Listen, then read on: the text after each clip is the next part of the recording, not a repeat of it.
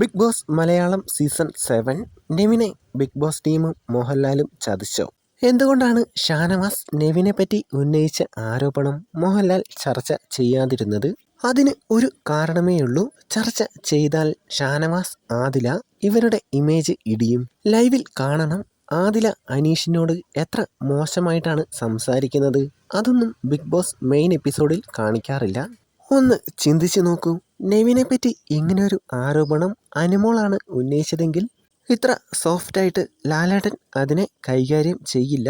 Aryan Gizele വിഷയത്തിൽ നിങ്ങൾക്ക് നാണമുണ്ടോ ഇങ്ങനെയൊക്കെ പറയാൻ എന്നാണ് ലാലേട്ടൻ അനുമോളോട് ചോദിച്ചത്.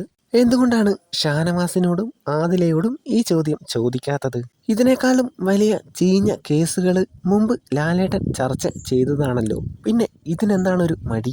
ഇതിൽ ശരിക്കും പ്രതി ആദിലയാണ്.